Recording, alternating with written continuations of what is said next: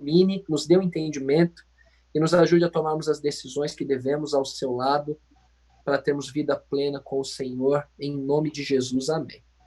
Amém, Senhor. Bonitezas, nós estudamos na ocasião anterior, começamos a estudar sobre o batismo, correto? Correto. Eu vou recapitulando aqui algumas coisas, e aí vocês dizem para nós, digam aí para mim até onde chegamos, tá? Nós estudamos a respeito do encontro de Jesus com Nicodemos. Vimos que Cristo e Nicodemos se encontraram numa noite, e ali Jesus disse para Nicodemos que quem não nascer da água e do Espírito não tem como entrar no reino. Isso está lá em João, capítulo 3, João 3, de 3 a 6. Quem não nascer da água e do Espírito não tem como ver o reino de Deus. Então, Jesus foi categórico em afirmar o seguinte: você quer ver o reino de Deus? Você quer ser salvo? Quer ter vida eterna? E aqui, certamente, todos nós estamos em sã consciência, queremos, temos que nascer de novo. Quem não nascer de novo, não entra. Vimos que nascer da água, de acordo com o que está escrito lá no livro de Romanos, capítulo 6, versos 3 e 4, tem a ver com o batismo. Aliás, a própria palavrinha batismo significa mergulhar, submergir. Eu vou usar uma expressão aqui bem atual, tá? Dar um caldo. Dar um caldo. Isso é batizar. Mergulhar. E aí, Nilza? Beleza, lindona? Boa noite. Não falei boa noite que é para não atrapalhar, né? Nada, fica tranquilo. O Joilton tá na área também aí, bonitão. Boa noite. Maravilha. Então, vejam só. Batizar é dar um caldo, é mergulhar na água, é afundar na água. Ao pé da letra, esse é o significado do verbo batizo em grego. Tá bem? E lá em Romanos foi dito que nós fomos sepultados com Cristo em sua morte no momento em que fomos batizados. E assim, da mesma forma como ele foi ressuscitado dentre os mortos, a pessoa que sai da água do batismo, essa pessoa, ela como que ressurge para andar em novidade de vida, ressurge para uma nova vida em Cristo Jesus. Tudo bem até aí? Portanto, nascer da água é ser batizado nas águas. É o momento quando você vai, com data marcada, diante de Deus e diante dos homens, dizer: eu sou de Jesus. Esse é o batismo, tá? Tem gente que flerta com Jesus, paquera Jesus, né? Caminha com Jesus escondido e tal, mas no dia que a pessoa assume Jesus, assume que é de Cristo, essa pessoa é batizada. Tá bem? E a gente vai ver a importância disso um pouquinho mais para frente. Vimos também, de acordo com João 3,8, que a obra do Espírito Santo, o nascer do Espírito, é muito semelhante à obra do vento, silenciosa, mas de grandes efeitos. Portanto, a obra que o Espírito Santo realiza em nossa vida, ela é silenciosa e é invisível, mas é de grandes resultados. O Espírito Santo de Deus, ele transforma a gente, transforma o nosso interior. Isso vai refletir na nossa vida, vai trazer resultados visíveis às pessoas que estão ao nosso redor. Mas vimos que o Espírito Santo, de acordo com Atos 5,32, só é dado a quem obedece a Deus. Ou seja, de que adiantaria eu dizer sou de Cristo e não fazer o que Cristo diz? De que adiantaria eu me casar com uma pessoa e não andar com essa pessoa? De que adiantaria eu me casar com uma pessoa e viver como se eu fosse solteiro? Faz sentido? Não faz sentido. Da mesma forma, a partir do momento que eu sou batizado, que eu nasço, o nascimento da água acontece, eu também preciso nascer do Espírito, que é o quê? Caminhar com Jesus diariamente através de uma vida de obediência à sua voz. Então, lembrando, tranquilinho até aí? Sim. Sossegado?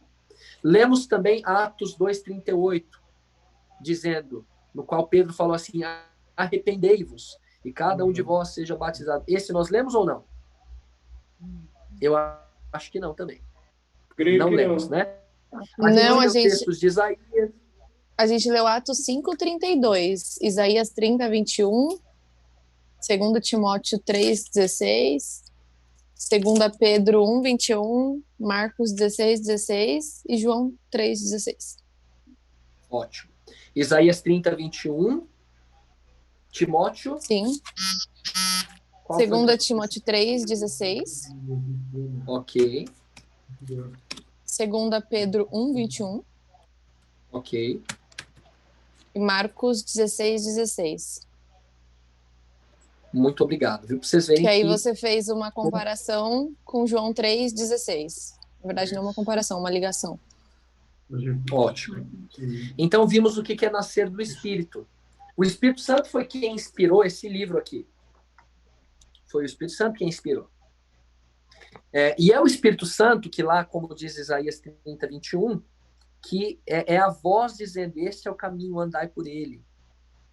Então, quando eu sigo a voz do Espírito Santo, que eu já tinha tomado conhecimento da vontade dele na Bíblia, que é a sua palavra, eu estou sendo batizado no Espírito Santo. É quando eu peço a direção do Espírito Santo, quando eu recebo a direção do Espírito Santo, quando eu obedeço e sigo a direção que o Espírito Santo está me dando. Isso é nascer do Espírito. Então, comparação bem clara aqui, não sei se usei esse exemplo aqui, acho que usei até peguei o Francisco e a Nilza como exemplo. Então, a ideia é um casal que um dia decidiu unir a sua vida para sempre, e os dois então se casam. Vamos comparar com o batismo. É o dia que a pessoa diz, sou de Jesus para sempre. E o que é o ser batizado no Espírito? É a convivência diária com Deus. É o relacionamento diário com Deus, obedecendo a sua palavra. Tranquilinho? Sim. De boa? Eu ia usar essa palavra, relacionamento diário. Relacionamento diário. Isso é ser batizado no Espírito. Isso é nascer do Espírito. Tem um monte de gente, eu tô falando assim, mas quem sou eu para falar, né? Não tô falando de ninguém especificamente, tá? Pode ser que até eu me inclua nisso. Mas pense no tanto de gente que não existe, que foi batizada na água, mas que não é batizada no Espírito. E o requisito é nascer da água e nascer do Espírito. Quem não nascer da água e do Espírito não pode entrar no reino de Deus. Então não é só ser batizado nas águas, mas é depender de Deus diariamente, através da obra do Espírito Santo na nossa vida. Então é assim que a gente vai ver o reino de Deus. Entregando a vida a Cristo um dia por meio do batismo e continuar caminhando com Ele e seguindo toda a sua palavra. Isso é um resumo do que é cristianismo. Nascer da água e do Espírito. Vida cristã. Tranquilinho? Pastor, Elias, fique à vontade, pode falar, querido. ontem eu vi um batismo de várias crianças no NASP. Só que o nome não era batismo, tinha uma expressão. Né? Era uma dedicação, se eu não me engano. Né? Então não era batismo, não. Aí é a cerimônia de dedicação infantil, né? Tinha das crianças, mas tinha com a água também, dos desbravadores. Só que não era um certificado de batismo, era uma outra. Porque eles eram pequenos. Uma coisa assim. Não sei o que é, não, então, hein? Assim, existe a dedicação infantil, né? Sim, eu mando o link pro senhor.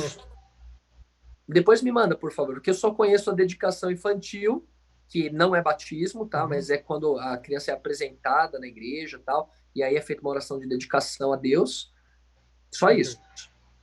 E o batismo aí já é na idade que tem condições de arrepender-se, de crer, que é de uns 8 anos mais ou menos para cima. Mas depois me manda para dar uma olhadinha, tá, querido? Às vezes eles fizeram um negócio diferente lá. Vamos ler agora o que diz o livro de Atos, capítulo 2, 38. E aí daqui a gente já engata para novas coisas. Atos 2, 38. Elias já está na microfone aberto aí, já fique à vontade para a leitura, por favor. Atos 2, 38. Só aguardar todos encontrarem. Atos, capítulo 2, o verso 38. Aqui para cá. Depois de João. Eu lê na minha. Não. Isso, depois de João. Atos 2, 38. Atos. 2:38. Todos acharam? 2:38. Já achei, pastor. 38. Achamos por favor, aqui. então, Elias. Maravilha. Amém. Pode ler, Elias. Pedro respondeu: Arrependam-se e cada um de vocês seja batizado em nome de Jesus Cristo para perdão dos seus pecados e receberão o dom do Espírito Santo. Ok. Esse texto ele fala também sobre batismo e agora ele vai dar alguns detalhes importantes a respeito do batismo. Há uma ação que deve ser tomada antes do batismo e essa ação é arrepender-se dos seus pecados. É necessário arrependimento verdadeiro antes do batismo, queridos. E o que é verdadeiro arrependimento? Tem duas palavrinhas que são muito parecidas, mas de significados extremamente diferentes. Uma delas é a palavrinha remorso e a outra arrependimento. O que é remorso? Remorso é quando uma pessoa é pega fazendo uma coisa errada e ela vê que vai ter consequências do que ela fez. Por exemplo, imagina, não sei se vocês já viram aquelas cenas, né? O cara, esses programas aí, eu não curto assistir esses negócios, mas já vi assim de relance alguma vez. O camarada lá dentro não sei se a palavra é essa, dentro do camburão, né? Dentro do carro da polícia lá, o capô aberto, e aí o repórter chega, e aí, você foi pego roubando tal? Aí o ladrão chora. Chora. Vocês acham que ele chora porque ele tá triste pelo que ele fez e queria devolver tudo? Ou porque ele foi pego em flagrante e agora ele vai preso? A segunda opção, né? Olha, pastor, ele pode chorar por vários motivos, né? Mas acho que deve ter um motivo mais coerente, né? Uhum. Então, Um veja deles só. é que ele perde a liberdade dele, né? Ou seja, medo das consequências. Medo das consequências não é arrependimento. Medo das consequências é só remorso. Um exemplo bíblico de remorso, Judas Iscariotes. Quando Judas vendeu Jesus e percebeu que Cristo não deixou de se... Jesus se deixou ser preso, deixou que os homens o levassem, viu que Jesus realmente estava caminhando para a morte, Judas ficou desesperado.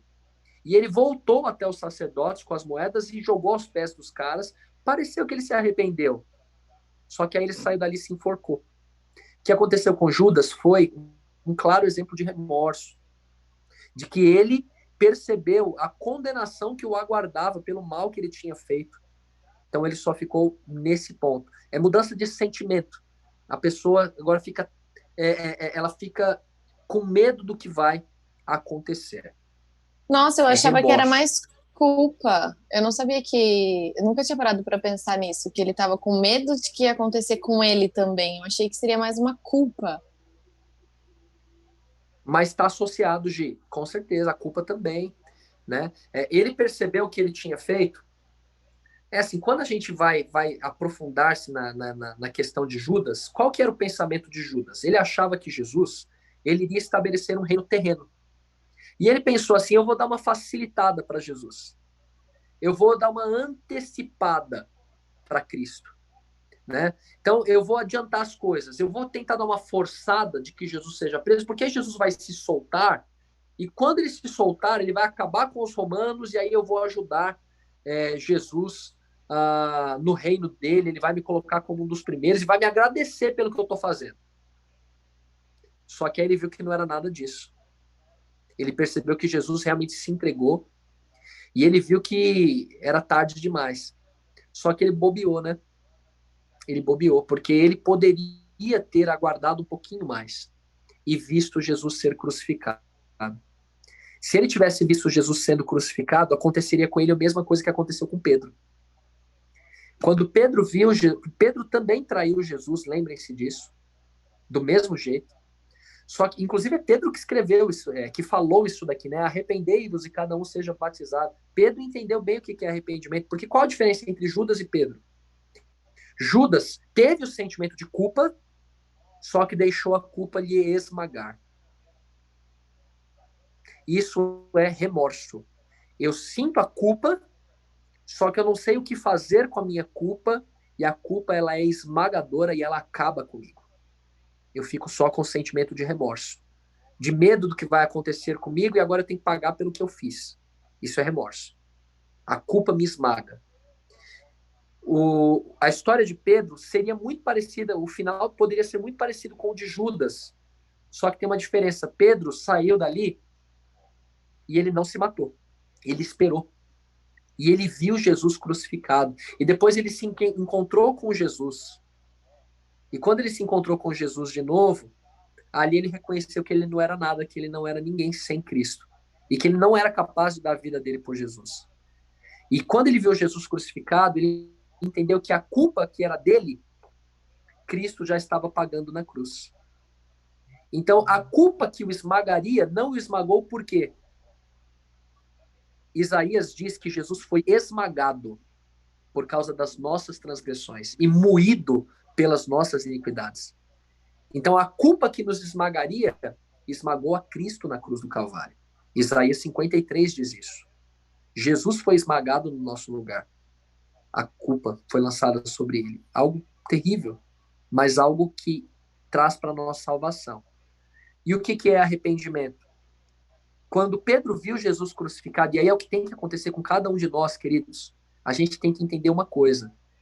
Jesus morreu por minha culpa, por causa dos meus pecados. Então, o que é eu me arrepender de verdade? Não é eu ficar com medo das consequências, mas é eu entender que o meu pecado faz alguém que eu amo sofrer. Fez alguém que eu amo sofrer. Então, o verdadeiro arrependimento... Eu vou contar uma historinha rápida aqui para vocês. Vou colocar uma situação que eu ouvi certa vez um professor trazendo. Eu não sei se eu vou trazer do jeito certo, exato, mas vou tentar, tá? Para explicar o que é remorso e o que é culpa. Imagina que você tem uma arma na sua casa. Você tem uma arma na sua casa e um dia entra um ladrão em sua casa. Opa, eu tô vendo a Marli aqui, hein? Boa noite, Marli querida, tudo bem? Boa Desculpa noite. você pegar assim do meio. Tudo tranquilo, minha linda, seja bem-vinda, viu, querida? Imagina, nós estamos falando aqui a diferença entre remorso e arrependimento, tá? Imagina que você tem uma arma em sua casa e um dia entra um ladrão ali em sua casa, está ameaçando a sua família e agora você pega aquela arma e você dá um tiro no bandido. E aí a polícia chega, você tem que se explicar e tudo mais. Você estava praticando legítima defesa, você vai, claro, aí você descobre que o bandido, ele morreu. Qual que é o sentimento que você vai ter? O que você vai sentir? Meio difícil de tentar dizer, mas algo do tipo assim, poxa, matei um cara, poxa, o que foi que eu fiz? Poxa, que coisa terrível, né? Poxa, mas ele entrou na minha casa. Guarda essa experiência. Agora, o outro lado. O outro lado do exemplo. Imagina que você tem uma arma em sua casa. E aí você está limpando a arma. E a arma, de repente, dispara. E atinge alguém da sua família. E essa pessoa morre. E aí a polícia chega. O que você vai sentir e como vai ser a sua explicação para a polícia? Você vai estar interessado em explicar alguma coisa para a polícia do que aconteceu? O que você vai estar pensando simplesmente? Eu tirei a vida de alguém que eu amo. Eu machuquei alguém que eu amo. Eu feri alguém que eu amo. Essa basicamente é a diferença entre remorso e arrependimento. Remorso, a ideia é a seguinte, você vai ficar com medo das consequências do que você fez. Arrependimento, você vai se sentir triste porque você feriu alguém que você ama. E especificamente, toda vez que eu peco, é como se eu estivesse crucificando Cristo de novo. Toda vez que eu peco, é como se eu estivesse dizendo para Deus, eu não quero saber do Senhor. E o que é verdadeiro arrependimento? É quando eu olho para Cristo e eu entendo o seguinte, eu não quero mais pecar, porque foi o pecado que causou a morte do meu Salvador. Eu não quero mais pecar. Eu não quero mais isso para minha vida. Isso é arrependimento verdadeiro. Alguém quer falar alguma coisa? É uma mensagem de arrependimento. Vem de Noé, Abraão, Jeremias, Daniel, todos os profetas pregavam arrependimento. Jesus também. Exatamente. Muda de vida, né? Muda de vida. Para de fazer isso. Isso está ferindo a Deus, a você mesmo e a quem você ama, quem está ao seu redor. Isso é verdadeiro arrependimento, gente. Batismo simboliza isso. Quando você entende que você não deve mais viver como vivia antes, mas deve mudar de vida pelo poder e pela graça de Deus. Então, é necessário verdadeiro arrependimento. E o que é maravilhoso do batismo é que no batismo é simbolizado o perdão de todos os nossos pecados, queridos. Gente, eu não sei, você que ainda não se batizou, se você consegue imaginar o que é a hora que você é mergulhado na água e você é erguido da água, a sensação de leveza que você sente, de paz, de vida nova, como se Deus tivesse entregado em nossas mãos uma nova folha em branco e falado assim, olha, reescreve aí a sua história. Claro que Deus não vai mandar você jogar fora o que tem de bom. O que tem de bom continua. Só que tudo que não presta está apagado, está perdoado, está pago. Vida nova daqui por diante. O batismo simboliza tudo isso. E é maravilhoso, não é? Já lemos Marcos 16, 16. Alguém quer dizer algo? Eu disse, em nome de Jesus. Amém. Amém, meu irmão. Vamos ler agora o que está escrito em Efésios. Fiquem à vontade para abrir o microfone a qualquer momento, tá? Caso desejarem. Vamos ler o que diz Efésios capítulo 4? Efésios capítulo 4. Eu vou pedir para a Gi ler para nós agora, por favor, Gi. Efésios capítulo 4,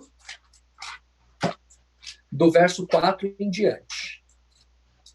Efésios 4, do verso 4 para frente, por favor. Efésios 4, do 4 em diante. Eu fechei os microfones só porque o som estava dando uma microfoniazinha. Peraí, que eu não lembro onde está Efésios. Isso. Então, vai bem para frente aí na Bíblia. Que livro que você está, querida? Reis, Samuel.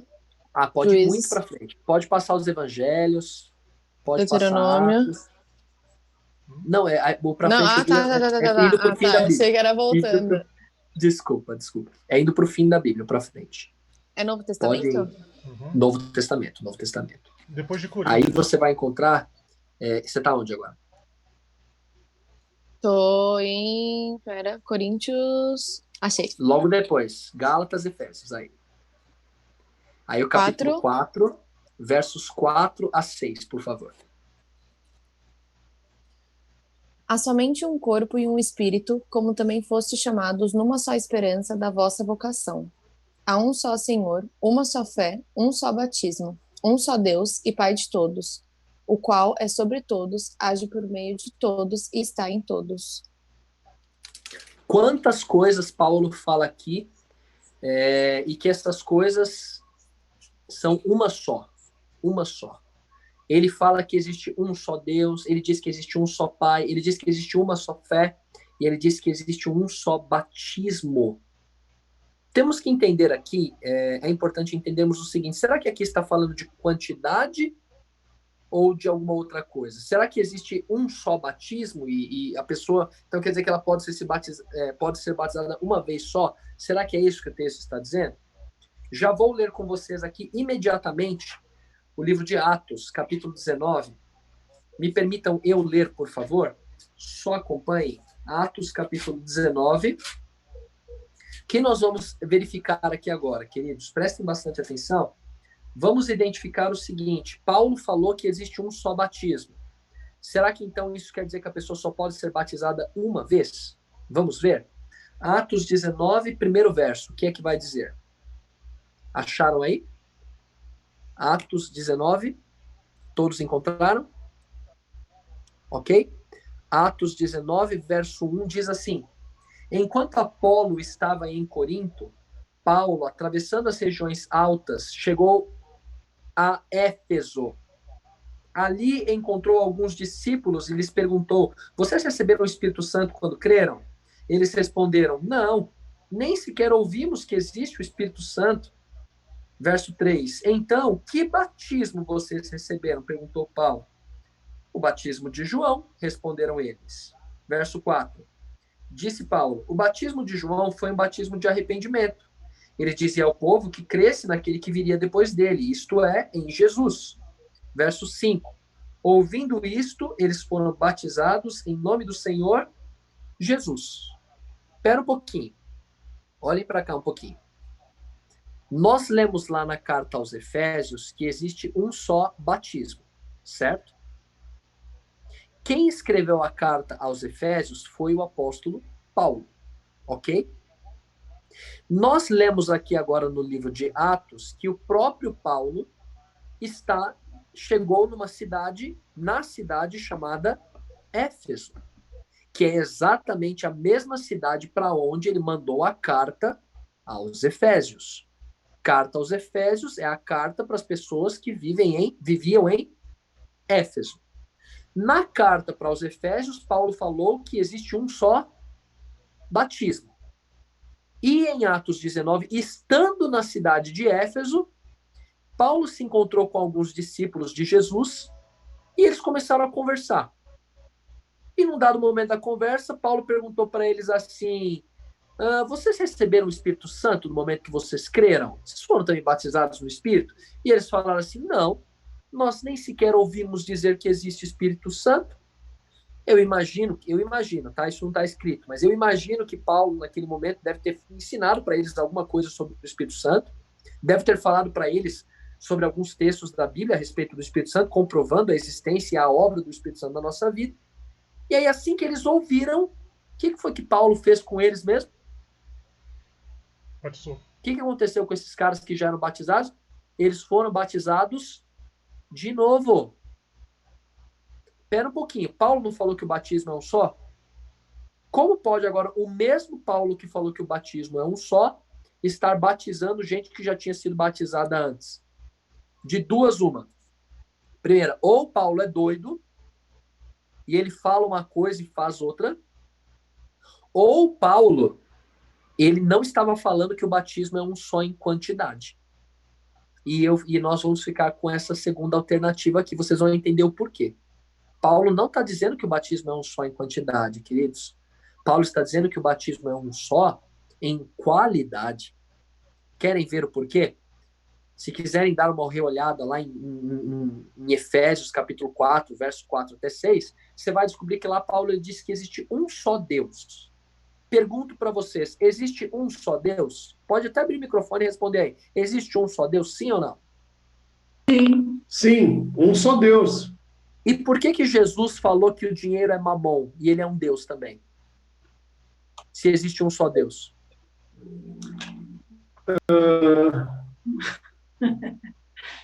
Porque existe um só Deus. Porque existe um só Deus verdadeiro. E vários outros deuses falsos. Dinheiro pode ser um Deus. Existem vários outros ídolos que podem se tornar deuses na nossa vida. Mas verdadeiro existe um só. Aí o texto lá de Efésios 4 vai dizer para nós que existe um só Pai. Existe um só Pai, sim ou não? Sim. Não, Sim. tem vários. Sim. E o pai lá do terreno de Candomblé? Não é um pai também? Olha, pastor, posso complementar? Aí o senhor coloca de uma maneira que, como se fosse uma situação onde tem mesmo que ser tratado e reconhecido, né?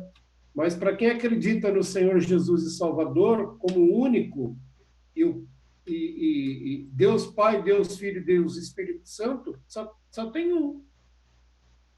O pai lá do Candomblé, o pai lá do Candomblé, ele é tratado por aqueles que acreditam nele, também para eles, como o pai. Portanto, sim, para aqueles que acreditam em Deus Pai, Deus Filho, Deus Espírito Santo, eu creio hoje que é um só Pai. Agora, veja só.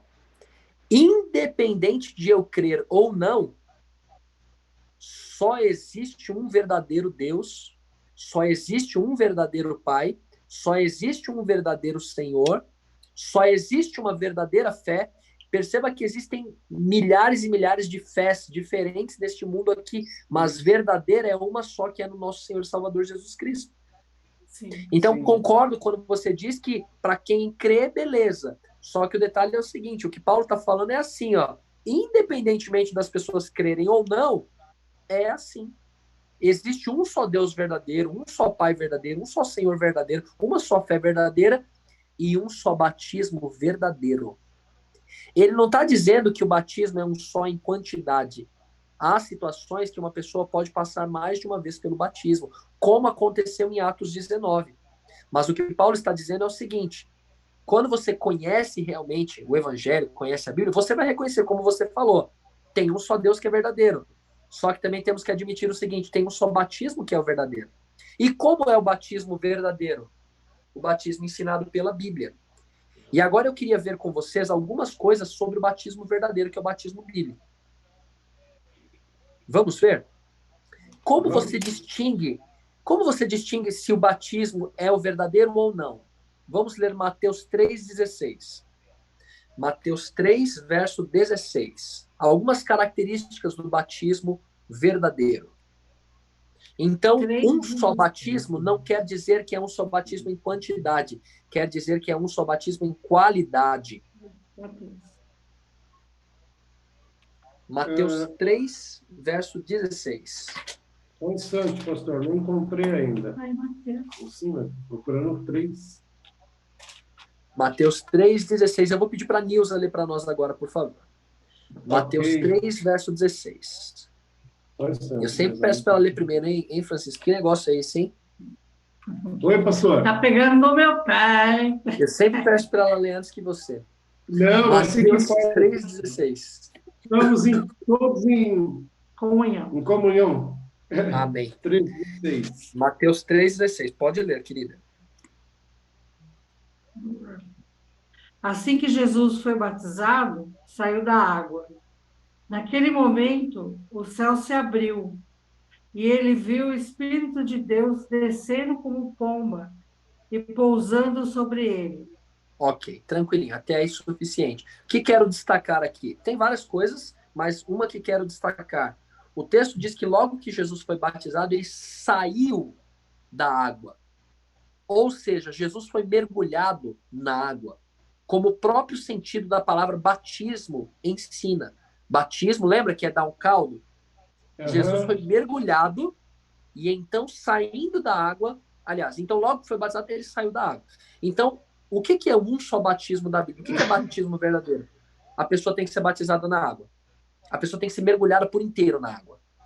Batismo que a pessoa só é molhada a testa, só um pinguinho aqui, um pouquinho a cabeça, uma partezinha do corpo, não pode ser o batismo bíblico, queridos. Não é. Então, com todo carinho e todo respeito a você que se encontra no grupo, assim como eu me encontrava até então, você que foi batizado só quando criancinha lá, muito cedinho, bebezinho ainda, aquela aguinha na cabeça, biblicamente falando, não é o batismo bíblico. Imersão. Exatamente. O outro tipo de batismo é o batismo por aspersão. Aspersão. É, o aspersão que é só molhar um pedacinho da cabeça, um pouquinho da cabeça, né? Esse batismo não está de acordo com a Bíblia, tá bem? Verdade tem que ser dita, com todo carinho e todo respeito. Outra coisa importante, já lemos esse texto, só vou mencionar, Atos 2:38, acabamos de ler, o texto disse que arrependei-vos e cada um de vós seja batizado. Uma criancinha tem como se arrepender dos seus pecados?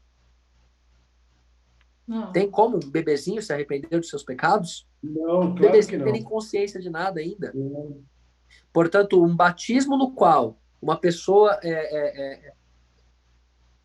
tem a prerrogativa de que a pessoa está sendo batizada sem ter se arrependido dos pecados, não é batismo, não é bíblico. Não é um só batismo da Bíblia. Outro texto que já lemos, Marcos 16:16. Quem crer e for batizado será salvo. Tem como uma criancinha, bebezinho de colo, crer em Jesus? Não, uma criancinha crer? Portanto, percebam, queridos, a Bíblia está deixando claro para nós o que é o batismo bíblico. É o batismo que tem que ser realizado numa idade na qual a pessoa tem as mínimas condições de se arrepender dos seus pecados, de crer em Jesus e ser mergulhada completamente nas águas. Outro texto importantíssimo, Mateus 28:19. Esse aqui, na verdade, para mim é o mais importante de todos.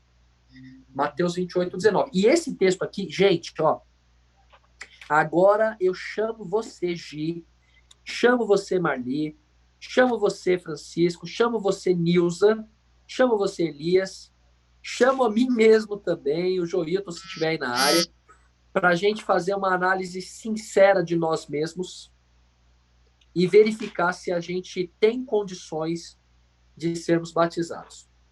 Olha o que diz Mateus 28, 19.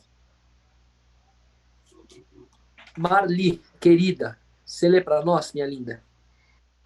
Mateus 28, 19.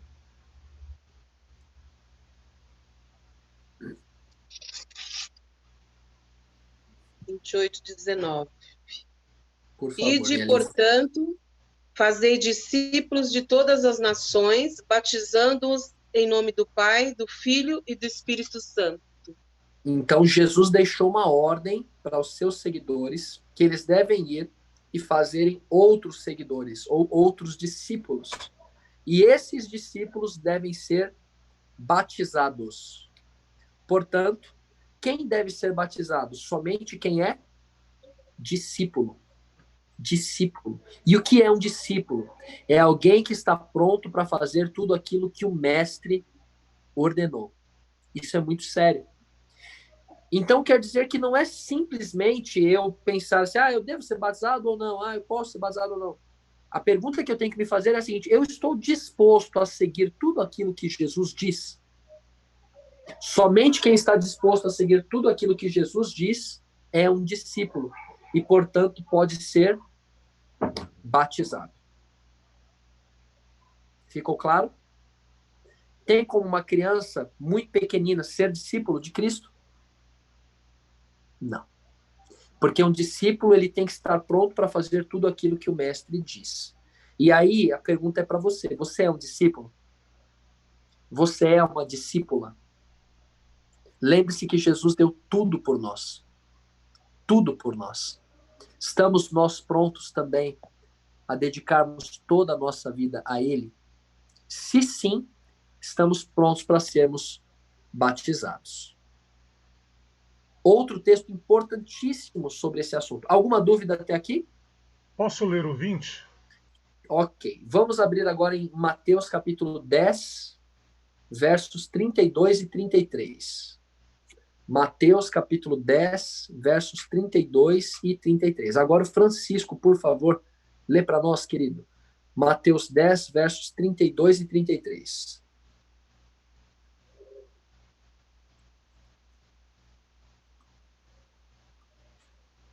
Microfone fechado.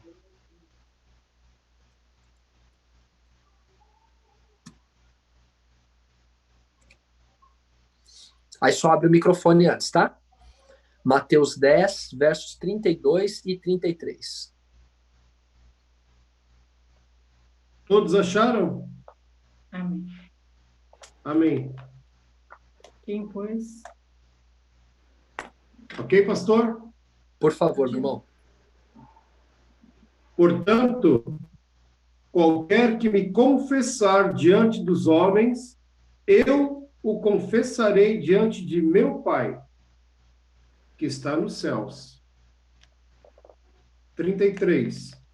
Mas qualquer que me negar diante dos homens, eu o negarei também diante de meu Pai, que está nos céus.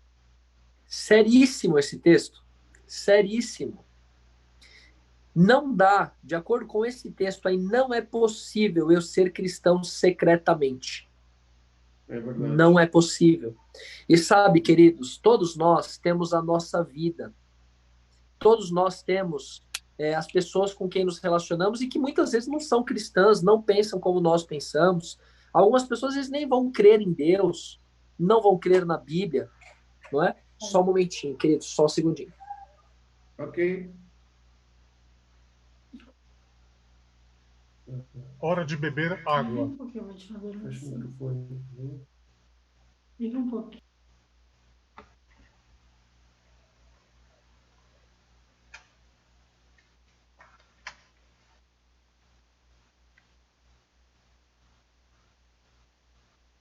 Perdão, meus amores, perdão. Estão aí? Sim. Foram embora, ficaram tristes, mancada. Estão aí? Então, olha só. Não é possível ser cristão secretamente. Não dá. Então, eu preciso publicar perante o mundo e perante o universo que eu sou de Jesus. E de acordo com Jesus, quem não tiver coragem de fazer isso, ele também não o fará diante do Pai. Em outras palavras, se você tem vergonha de mim, você não é digno de ser meu seguidor. Jesus diz. Se você não testemunhar de mim perante os homens, eu também não vou testemunhar de você, também não vou falar de você perante o Pai. Não vou advogar a sua causa perante Deus Pai. E o batismo é um testemunho público tremendo. Porque o batismo é o dia que você vai na frente de todo mundo. Olha, não dá, viu, Gi? Não tem como a gente falar assim, ó, vamos marcar o seu batismo, e aí a gente vai fazer assim, a gente vai fazer lá no fundo do quintal, na piscina da sua casa, sem mais ninguém ver. Não pode. Não é batismo. Não é batismo. Batismo precisa ser um testemunho público. Público. Por isso que o batismo acontece, pode acontecer num rio, pode. Pode acontecer na igreja? Pode. Mas precisa ter água para a pessoa ser totalmente submersa e é necessário que tenha outras pessoas acompanhando. Porque é um testemunho público. Ok? Esse texto que lemos de Mateus 10, 32 e 33, ele não se refere só ao batismo. Se refere ao batismo também, é claro, mas a toda a nossa vida cristã. Diariamente, sim, a gente deve declarar perante o universo: eu sou de Jesus. E, ó, não é só ficar garganteando, não, tá? Ó, eu sou de Jesus, eu sou... Não. É viver como quem é de Jesus. Viver como quem é de Jesus. Você sabia que tem pessoas, familiares, que têm raiva de Cristo? Pessoas que têm raiva de Cristo porque familiares dizem que são de Cristo, mas não vivem como se fossem de Cristo? Entendi. Então, é testemunhar diante dos homens, é mostrar através da vida. É confessar Jesus através da vida. Mais um texto, Colossenses 2, verso 12. É o penúltimo, aliás, é o antepenúltimo texto. Esse mais 2 a gente fecha, tá? Colossenses 2, verso 12.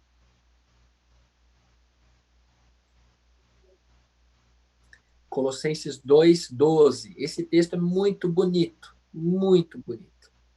Colossenses 2, 12. Elias, amado, lê para nós, por favor, querido. Todos acharam? Todos acharam?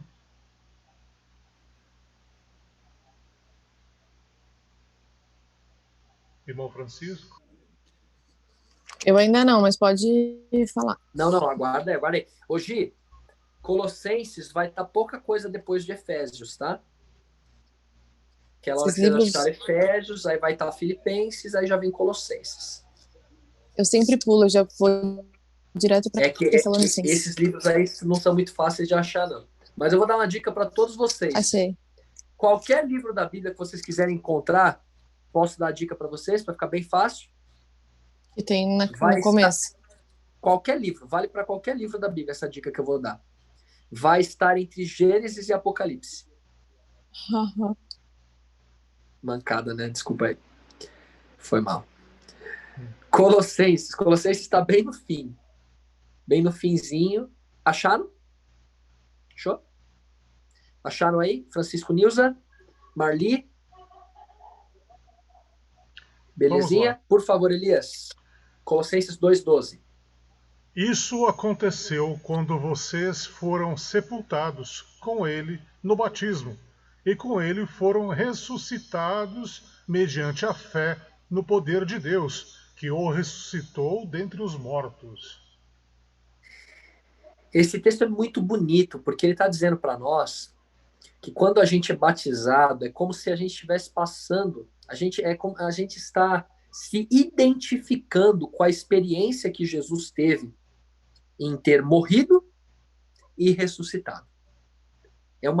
Há uma identificação entre a vida do Filho de Deus, entre a vida de nós, filhos de Deus, com a vida do Filho de Deus, Senhor Jesus Cristo, que morreu e ressuscitou.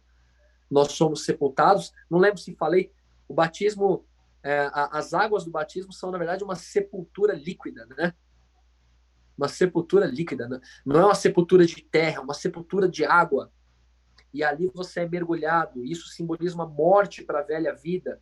E ao sair da água, ressurgir para uma nova vida, uma vida nova com Cristo Jesus. Batismo representa tudo isso. E é algo muito bonito, muito maravilhoso, né? Pastor. Queridos, por favor, Elias. Tem um texto que diz, e surgir uma nova criatura também, né? Uma nova criatura.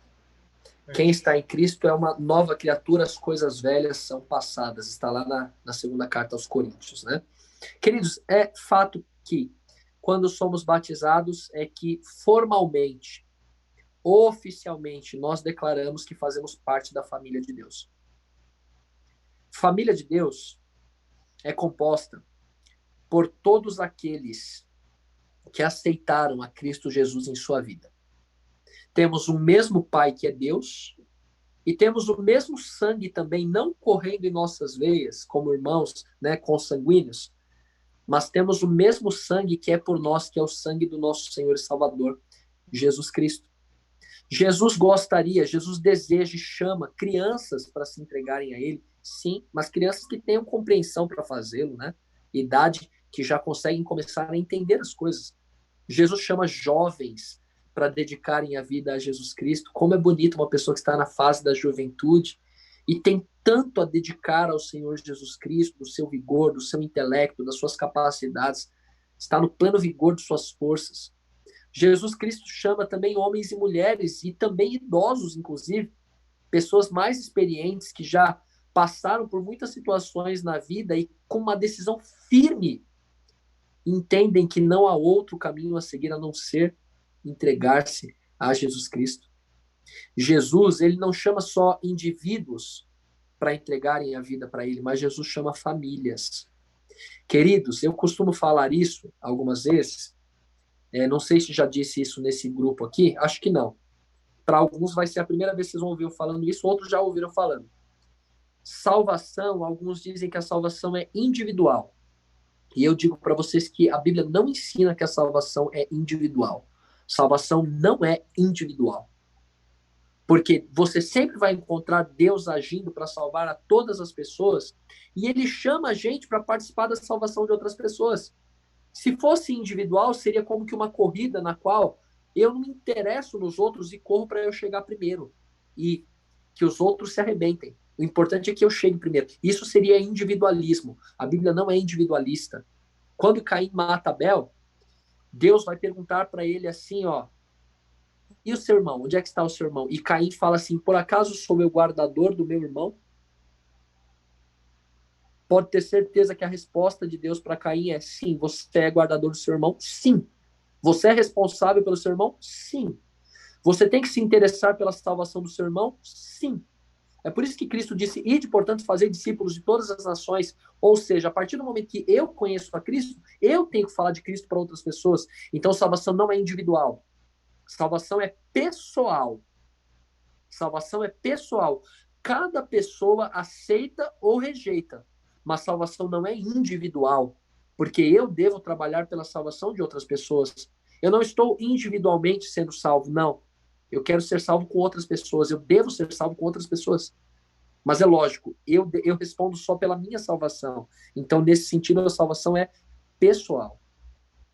Então, digo para vocês, o desejo de Deus é salvar a nossa família toda. Hoje, o desejo de Deus não é salvar só você. É salvar todas as pessoas da sua casa, da sua família, todas as pessoas que você ama. O Marli, o desejo de Deus não é salvar só você. É salvar você e todas as pessoas que você ama. Francisco e Nilza, o desejo de Deus não é salvar só vocês dois aí, mas é salvar todos os seus queridos. A mesma coisa com você, Elias, mesma coisa comigo e com todos nós. Deus deseja salvar a nossa família. E olha que bonito que vai dizer Lucas capítulo 15. Estamos terminando, tá? Lucas 15.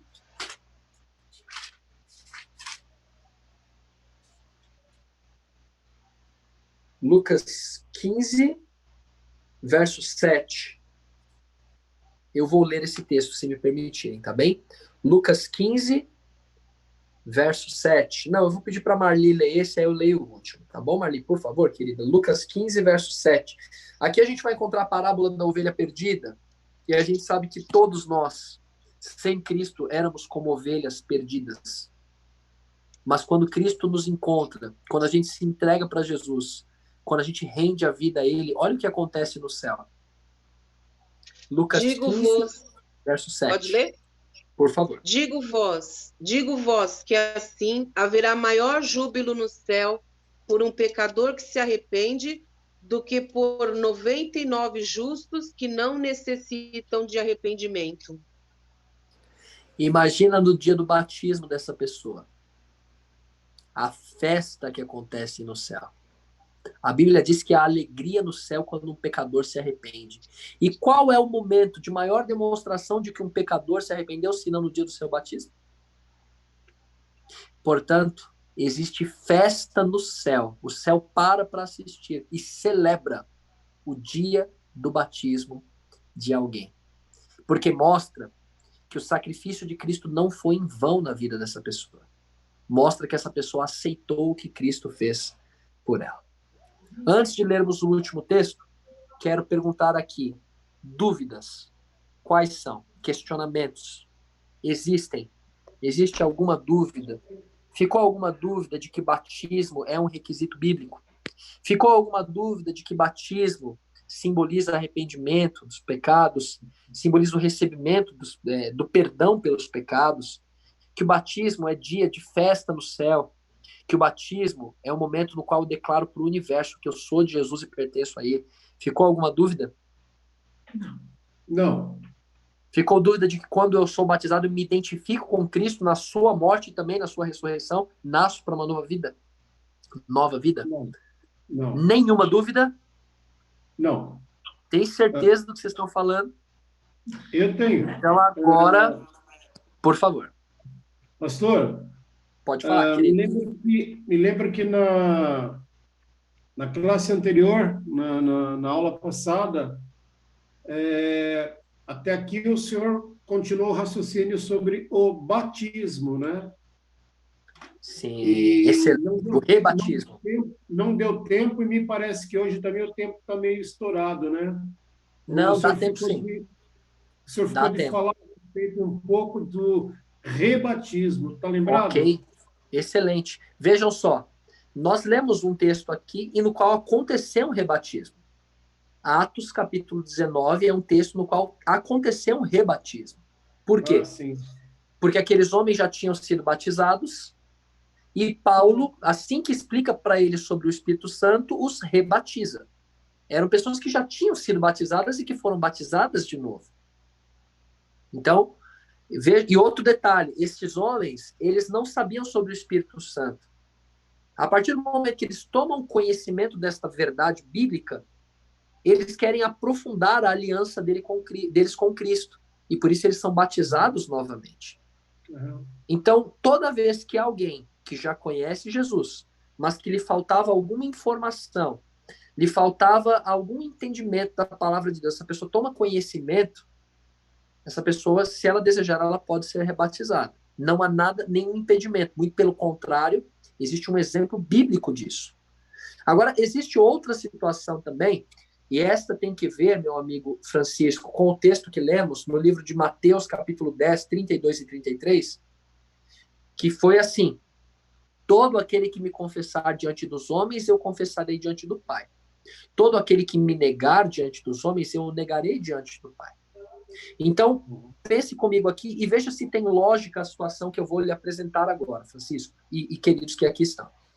Eu, Hugo, um dia, aliás, no dia 16 de abril de 2005, eu fui batizado. Então, eu publicamente fui diante da igreja, diante de Deus e diante dos homens, e declarei: eu sou de Jesus. Confessei a Jesus diante dos homens. Ok? Ok. Agora, digamos que hoje eu vire-se para vocês e fale assim, ó, não sou mais de Jesus.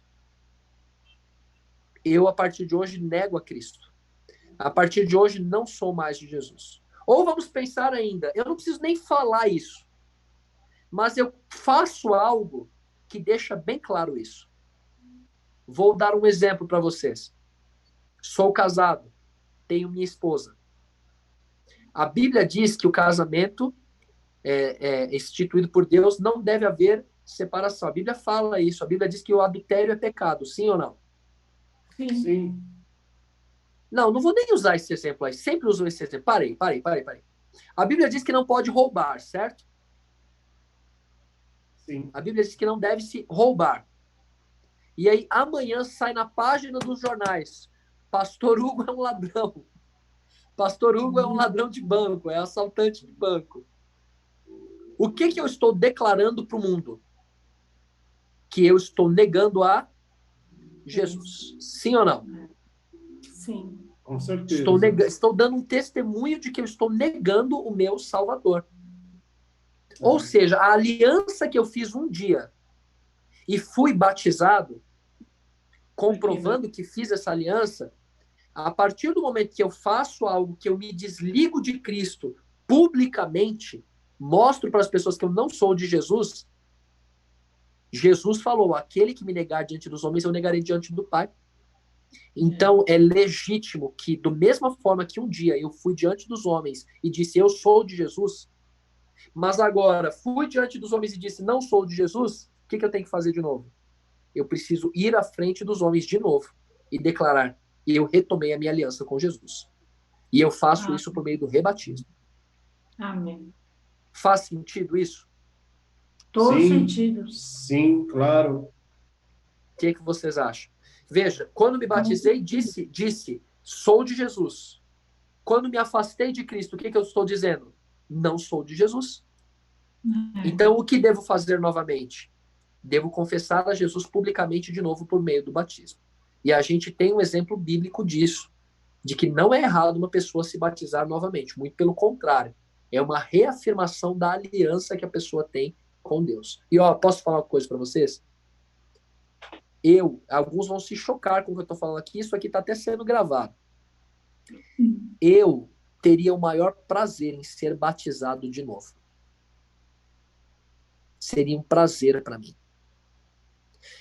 Por que não sou batizado de novo? Simplesmente porque nunca se tornou público algum erro que cometi, que tenha trazido um mau testemunho. Mas isso quer dizer que não sou pecador? Não. Infelizmente, já houve momentos na minha caminhada, depois que me batizei, que a gente comete vacilos. Já aconteceu, existe isso, que atire a primeira pedra com quem nunca aconteceu. Sim. Só que por que não preciso ser rebatizado de novo? Porque isso não foi um mau testemunho público. Mas se em algum momento eu der um mau testemunho público, eu devo ser rebatizado. Não tenho dúvida nenhuma disso. Agora, pastor, pode falar, querido. Então, aguarda mais um pouquinho. Quem sabe eu consiga fazer teologia e batizá-lo, rebatizá-lo. Não vai ser necessário, não. Aí, ó. Não, mas eu não quero dar mau testemunho, não. Não, em nome de Jesus. Não, mas peraí. O batismo, ser rebatizado não é um mau testemunho. Não, pelo contrário, é um bom testemunho. O que quero dizer com isso é só ser um novo batismo só seria necessário se antes disso eu desse um mau testemunho. Em alguma área da vida. Entendeu? Não, ficou claro? Não vai ser só para não ficar nada dúvida. Mas, por exemplo... Pastor, por que tem pessoas que só renovam o voto? Tá. O renovar voto, na verdade, não é exatamente essa expressão. A gente chama de profissão de fé. O que é profissão de fé, minha irmã? É uma pessoa que já foi batizada nas águas. Só pode fazer profissão de fé uma pessoa que já foi batizada nas águas. E aí, o que pode acontecer? Acontecia muito. Hoje em dia é difícil de acontecer isso, tá? Mas aconteceu comigo. Eu tive que fazer profissão de fé. O que aconteceu? Eu me batizei numa igreja chamada Vila Rio Branco. Me batizei nessa igreja, certo? E ali, ficou ali a gente chamava de carta de membro. O meu registro de membro estava ali em Vila Rio Branco. Fui estudar teologia, fui transferido lá para o NASP Engenheiro Coelho. Perdão. Quando fui para o NASP Engenheiro Coelho, eu pedi a minha carta de transferência para lá. Não sei por que a minha carta de transferência se extraviou e o meu registro de membro ficou perdido. Eu já tinha sido batizado, só que meu registro de membro ficou perdido. Então, um pouco antes de me tornar pastor, numa igreja lá na zona norte de São Paulo, estava um pastor lá um dia. Eu não estava como membro da igreja, porque minha carta tinha se extraviado, já era batizado. Não precisava ser batizado de novo. Simplesmente fiz uma profissão de fé. O que é uma profissão de fé? Algumas perguntas são feitas a respeito da fé e eu simplesmente confirmo e também publicamente confesso que sou de Jesus, mas sem ser batizado, porque já fui batizado antes. Tem uma outra situação na qual pode acontecer uma profissão de fé. Qual é? Uma pessoa que conheceu a Jesus, que foi batizada noutra igreja, que não é adventista do sétimo dia, e essa pessoa foi batizada do jeitinho que a Bíblia fala. Ela foi batizada nas águas, em nome do Pai, do Filho e do Espírito Santo. Foi um batismo para arrependimento de pecados. E durante sua trajetória cristã, essa pessoa continuou confessando publicamente que Jesus é Senhor e nunca se desviou dos caminhos dele. Essa pessoa já foi batizada. Essa pessoa, se quiser ingressar como membro da Igreja Adventista do Sétimo Dia, ela pode ser rebatizada. Não há nenhum impedimento. Uma coisa que a gente tem que entender é que o batismo, um batismo agora, não substitui o anterior. Ele é uma reafirmação do anterior. Não é uma anulação do que foi feito lá atrás. É uma reafirmação do voto que foi feito lá atrás. Ou, se essa pessoa entender o seguinte, não, mas eu já fui batizada, nunca me desviei dos caminhos do Senhor, mas eu quero ser adventista do sétimo dia. Essa pessoa simplesmente faz uma profissão de fé. Ela não precisa ser batizada de novo se ela não quiser. Se ela quiser, não há nada de errado. Há o precedente bíblico para isso. Mas se ela entender que não é necessário, fica decisão da pessoa. Desde que ela tenha sido batizada em outra igreja, do jeitinho que a Bíblia fala. Mas todos que foram batizados, que saíram, o certo é rebatizar, né? Só retorna na Igreja Adventista do Sétimo Dia por meio do rebatismo, como membro. Somente pelo rebatismo. Por quê? Porque aqui tem a questão do testemunho público. Ah, entendi. Tá, porque aqui existe o testemunho público. Tá bem? E considerando outra coisa, a profissão de fé não é para remissão de pecados. A Bíblia não fala que uma profissão de fé é para remissão de pecados. Por outro lado, a Bíblia diz no livro de Atos que o batismo é para remissão de pecados, para perdão de pecados. Sim. É uma renovação. É uma renovação da aliança. Então, além do testemunho público de aceitação de Cristo, é para remissão de pecados. Então, é conta zerada. Não há nenhuma condenação para quem está em Cristo Jesus. Ficou claro? Ficou. Por favor, Elias. Olha, tudo ótimo, perfeito. É uma bênção, pastor. O senhor tem bastante conhecimento, uma ótima memória. Esse é um assunto. Outro assunto. Eu fico com medo de pessoas que ensinam que batizar sim, seguir mandamentos não. E Espírito Santo não. Isto é, outras teologias, outras igrejas. É uma perdição. Né? É o só batizar na água, né? Jesus falou, tem que batizar na água e no Espírito. Tem que nascer da água e do Espírito. E o Espírito só é dado para aquele que obedece. E seguir os mandamentos. Não faz sentido, né? Seria como se casar e viver a vida de solteiro. Exato. Não faz sentido. Não tem sentido, né? Então, quem está casado vive como casado, quem está batizado vive como batizado. De cabeça, o senhor sabe um versículo que associa batismo e seguir os mandamentos? Eu sei que tem 2 versículos, pelo menos. Atos 5:32. Amém. Atos 5:32, o Espírito Santo é dado àqueles que obedecem. Amém. Já ficou completo, 100% o estudo de batismo. Atos Parabéns. 32. João 14:15. Confirma aí se é isso mesmo, que diz João 14:15.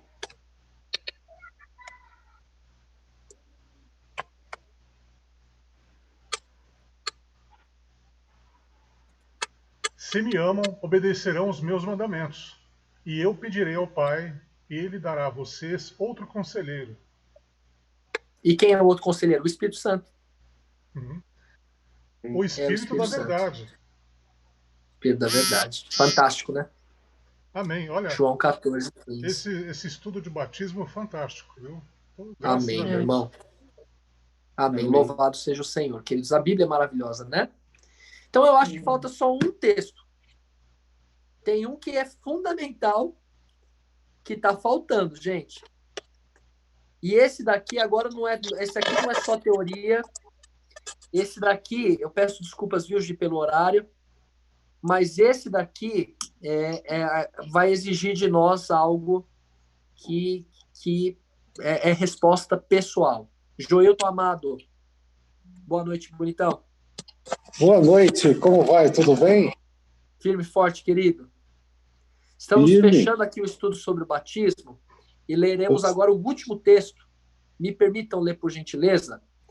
É Atos 22:16.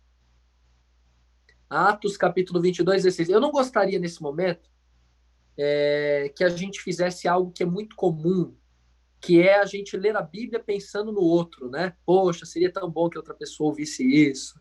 Nossa, seria tão legal. Olha, isso aqui é para fulano. Essa pergunta é para você, essa pergunta é para mim.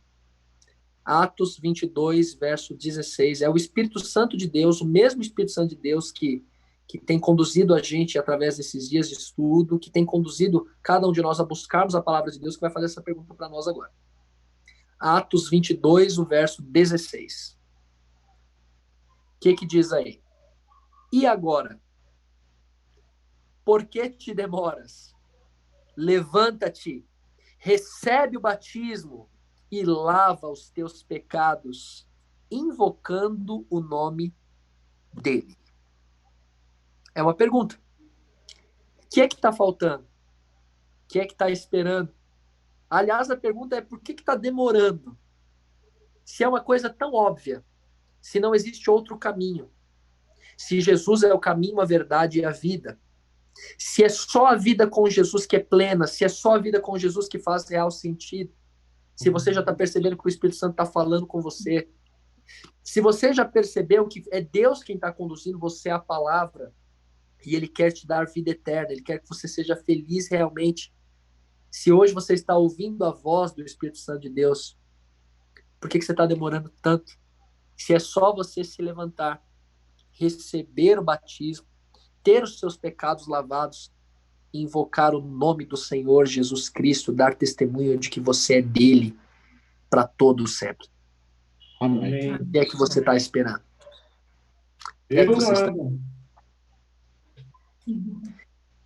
Meu amigo Francisco, minha amiga Nilza, minha querida Marli, minha querida Gi, são decisões que precisam ser tomadas e ninguém pode tomar por nós. A pergunta que faço é: o que mais falta? Falta alguma coisa? Falta alguma informação? Se falta alguma informação ainda, se tem alguma dúvida ainda, tire essa dúvida. Mas o que pode impedir você de se entregar para Jesus? Ninguém pode te impedir de se entregar. É verdade. Ninguém pode, nada pode, nada. A gente falta concluir o estudo bíblico também. Então, verifique o seguinte, se existir, é legítimo o que você está dizendo, é legítimo. Se você entende que ainda falta conhecimento de qual é o caminho que você deve seguir, uma coisa importantíssima. Tá, eu tenho que me basear, mas eu tenho que me basear em que igreja? Igreja. Pode não ser a igreja adventista do sétimo dia, a igreja de Deus. E não faz sentido nenhum você se batizar numa igreja que não seja a igreja que segue a Bíblia. Você tem alguma Mas a gente já estudou isso.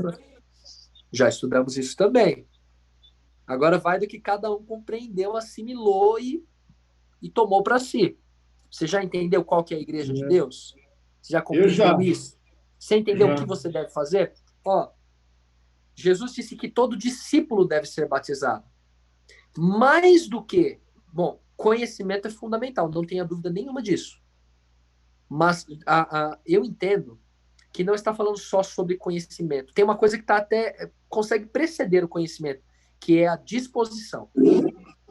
Ser discípulo é ter disposição para seguir tudo que o mestre mandar. Vou dar um exemplo bem chulo aqui. Imagine que na Bíblia existe um verso bíblico que você ainda não conhece. Não tem, tá? Mas é só um exemplo. Em que está escrito assim, ó. Todo verdadeiro discípulo tem que pintar uma parede do quarto de laranja. Você não conhece essa informação. Se você é discípulo, mesmo sem conhecer essa informação, se você é discípulo, o dia que você ler essa informação na Bíblia e você entender que foi Jesus que falou para você fazer, na hora, se você é discípulo, você vai pintar a parede de laranja. O que é um discípulo? É alguém que está pronto para fazer tudo aquilo que Jesus disser. Claro, tenho que saber o que Jesus diz? Tenho. Eu tenho que saber qual que é o caminho que eu vou trilhar. Não tenha dúvida disso. Agora, mais ainda do que isso, eu tenho que ter a disposição de seguir tudo que o mestre mandar. Se eu não tiver essa disposição, não estou pronto para ser batizado e não devo ser batizado. Só deve ser batizado quem é discípulo, quem é discípula, quem está pronto para seguir tudo que o mestre disser. Pastor. Diga aí, Gi, querida. Uma coisa que eu tenho muito é sobre o espírito de profecia, porque sempre quando você vai batizar, eles falam da Ellen White, do espírito de profecia. Ótimo. E aí é uma coisa que pega muito pra mim. Fantástico. Acho que pode até ser uma coisa pra gente conversar depois, mas é uma coisa que pega muito. Fantástico. Até porque, como você mesma mencionou, a Igreja Adventista do Sétimo Dia, ela ensina isso. Será que isso é bíblico? Faria sentido me batizar numa igreja que ensina uma coisa que não é bíblica? Não é? Está falando de algo... Vamos estudar sobre isso. Aliás, você tocou num ponto fundamental. Para que eu seja adventista do sétimo dia, fundamental. Agora, posso dar uma sugestão para vocês todos que aqui estão? Não sei se já o fizeram, mas a própria Bíblia diz assim, provai de tudo e retende o que é bom. Nós podemos estudar sobre o dom de profecia. Podemos estudar sobre o dom de profecia. Só que você só vai chegar à conclusão de que Ellen White é uma profetisa ou não se você ler algo que ela escreveu e comparar com o que a Bíblia diz. Então, posso dar algumas sugestões de leitura para vocês? O livro O Grande Conflito, o livro Caminho a Cristo, O Grande Conflito, Caminho a Cristo. Eu ia falar o livro Desejado de Todas as Nações, mas esse é mais grosso, pode ser ele, ou pode ser o Vida de Jesus.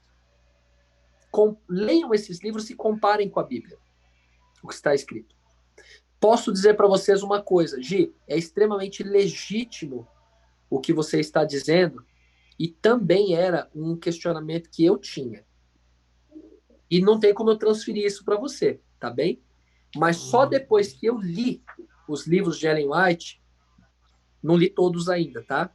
Tô caminhando ainda. Vergonha, já deveria ter lido.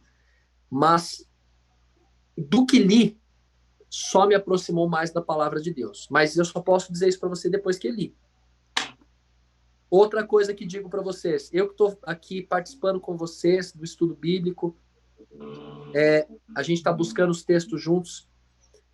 A pessoa que dava o estudo bíblico para mim não terminou de me dar o estudo bíblico até hoje. O estudo bíblico que recebi foi quando li o livro O Grande Conflito e fui comparar com a Bíblia. Então, os livros me ajudaram, mas eu estou falando isso, repito, só posso falar isso porque li. Não tenho como transferir para vocês. Mas este livro me levou para a Bíblia.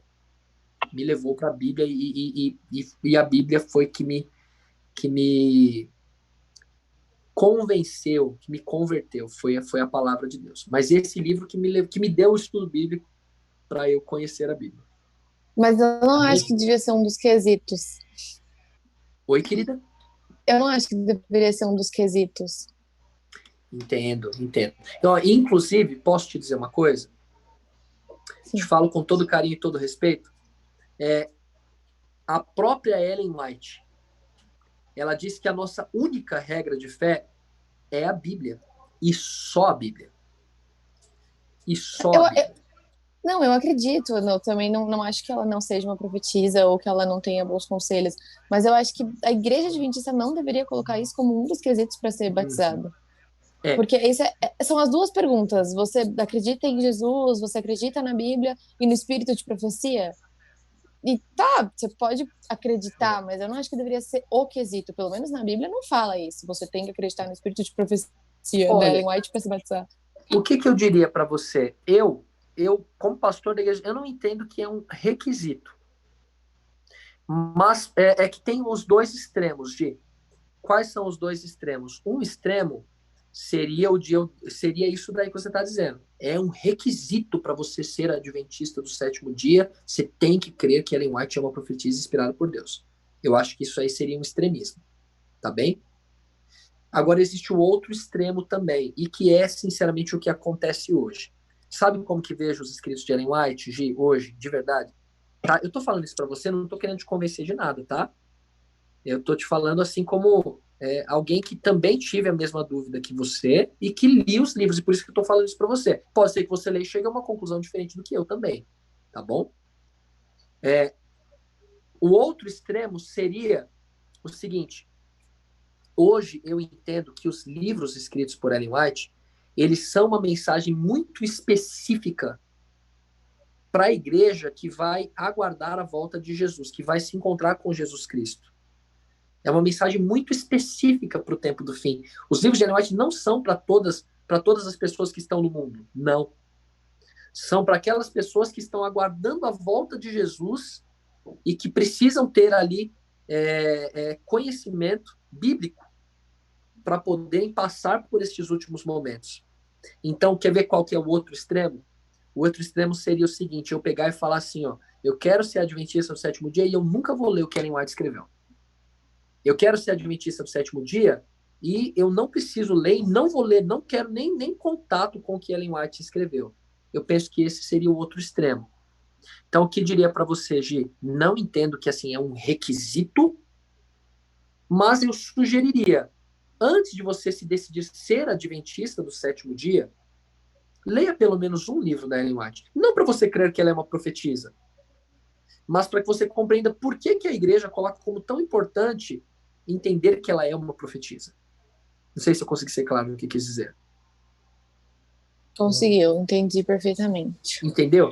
Por que a igreja considera tão importante isso? A razão de você ler não seria nem assim, eu vou ler porque senão não posso ser adventista de me batizar. Não, não é isso. A razão de você ler seria a seguinte: eu vou ler para entender por que a igreja considera tão importante os escritos de Ellen White. Por que a igreja recomenda tanto que os membros tomem conhecimento dos livros de Ellen White? Por que a igreja recomenda tanto? E aí é até um parâmetro para você verificar o seguinte: faz sentido ser dessa igreja ou não? Ok. Pastor Gil, bom, eu sempre acreditei no dom da profecia da Ellen White, né? Mas não como uma deusa, mas como uma profeta, né? E ficou muito mais claro para mim, agora, esses tempos, o irmão Jeremias dedicou o filme da vida da Ellen White, né? Como tudo então, você começou? vê ali mostra claramente como ela fez parte dessa visão dessa igreja de Cristo, né? da espera da volta de Cristo, como se fosse assim, uma revolução que aconteceu, né? Eles tiveram lá uma data, um estudo prévio, se colocou uma data da vinda de Cristo, e nessa data não veio. E aí eles se redobraram diante da palavra de Deus, nos estudos, né? No que tinha acontecido, e daí nasce a Igreja Adventista, o Advento, né? Eu comecei a assistir ontem à noite com a minha filha esse filme, sabia? Para mostrar para ela. Então, e ali Ontem à mostra... noite. Como chama? Como tudo começou. É um filme legal ali para assistir de claro. sábado, Gi. Chama Como Tudo Começou. É um filme legal para assistir no pôr do sol. Onde você achou, pastor? Oi, no querido? YouTube. No YouTube tem. Como Tudo Começou. Olha só, Gi e amigos todos que aqui estão, sugestão de verdade. Eu não sei como que é. A gente tem a vida corrida, o tempo corrido, mas de verdade, leiam o livro Caminho a Cristo. Caminho a Cristo é o mais fininho, Gi. Lê o livro Caminho a Cristo. Caminho a Cristo. Pastor? Diga aí, Elias. É rapidinho. Aliás, só um momentinho. Acho que a Nilza não fechou o que ia falar. Nilza, perdão, querido, eu te interrompi. Não, esse caminho, conhecer a Ellen White do início, né? Como que ela entrou na igreja, o que é dentro dessa revolução, a importância dela, né? Sabe o que acontece, gente? Chega a dar ranço, chega a ser repugnante a maneira como alguns adventistas do sétimo dia colocam Ellen White muitas vezes num pedestal. Eu já tive muito tempo. Chega a ser repugnante. Então, assim, o que diria a você assim, abstraia. Que é? Só que assim, aí também a gente tem que considerar uma coisa. Isso acontece muitas vezes também com a própria Bíblia. Com a própria Bíblia, né? Há pessoas que colocam palavras como se fossem palavras de Deus que Deus não falou. Há pessoas que usam coisas que Deus falou de um jeito diferente. Muitas coisas também acontecem com os escritos de Ellen White. Até mais, porque ela escreveu muito, né? Muita coisa. Mas, esse caminho que a Nilza falou, eu acho espetacular. O filme é legal para conhecer um pouquinho da história, como aconteceu. O que é legal da história é que a história tem várias testemunhas oculares, gente que viu os eventos, gente que participou das situações e que garantiu, não, isso aqui aconteceu. Isso é interessantíssimo, tá? Não foi uma coisa assim que aconteceu isoladamente, não.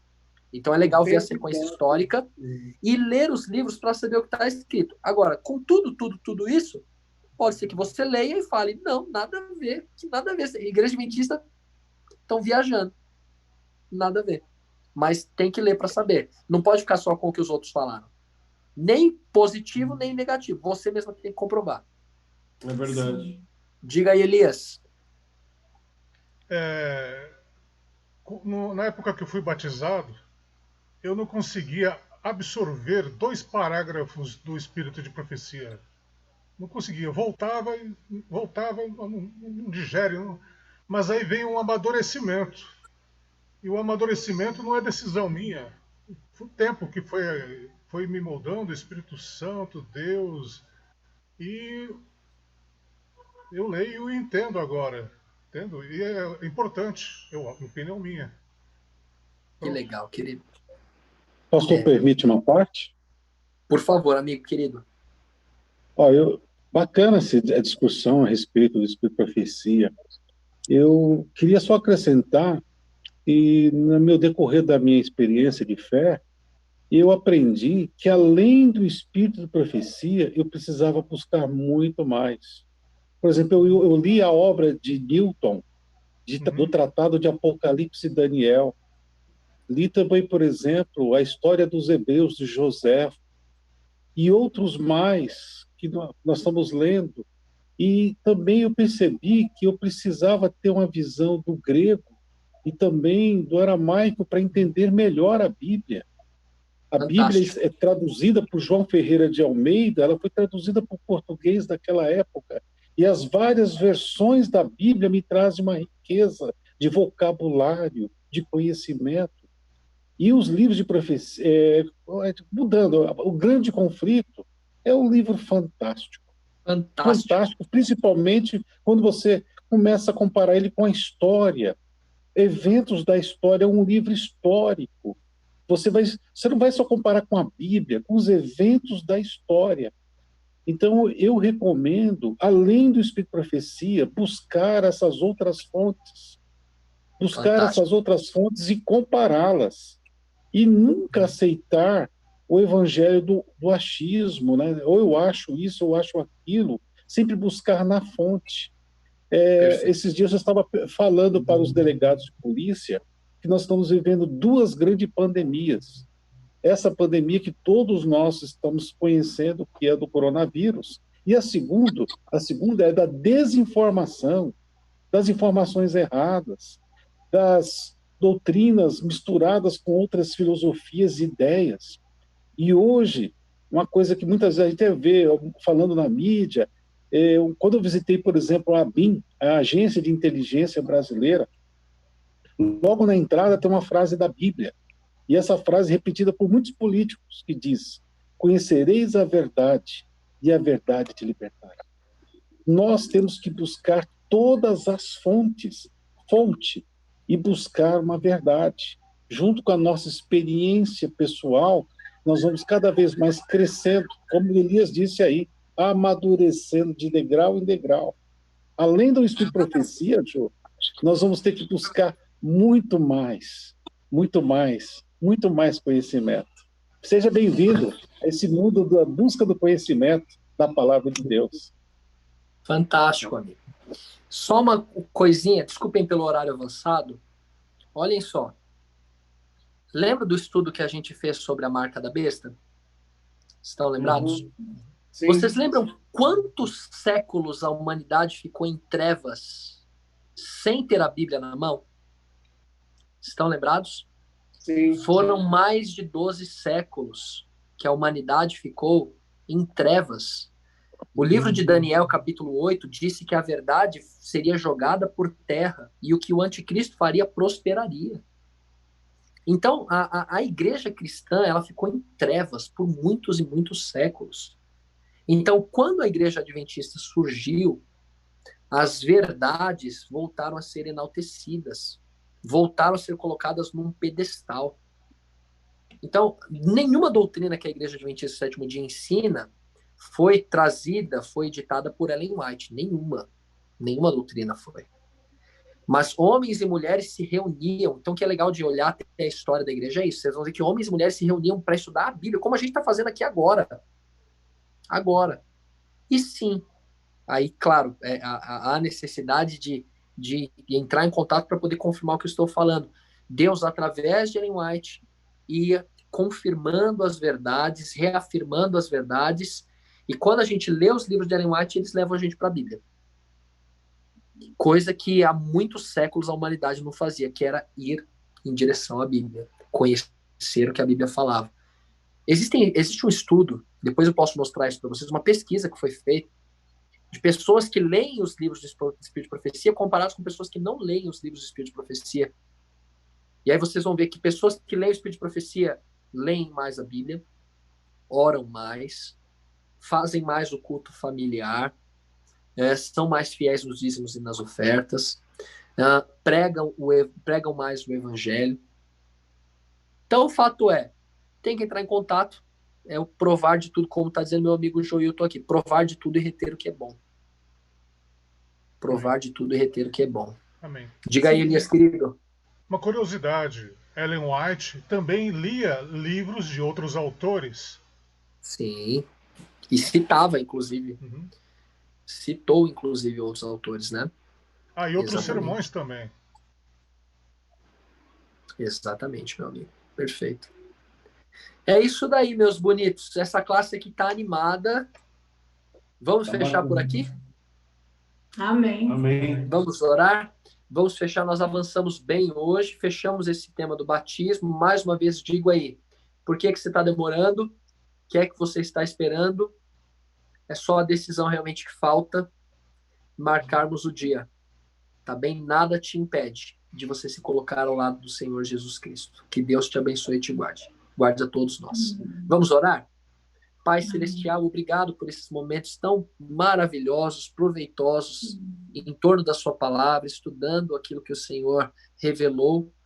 E pedimos, ó Deus, por favor, que nos ajude a tomarmos as decisões que necessitamos ao lado de Cristo, firmarmos a nossa vida com o Senhor e nos prepararmos para a sua breve volta, ó Deus. Derrama uma bênção especial sobre cada homem e mulher que participamos aqui dessa classe. Guarda a nossa casa, nossos queridos. Opere a sua salvação em nós e em toda a nossa casa, em nome de Jesus. Amém.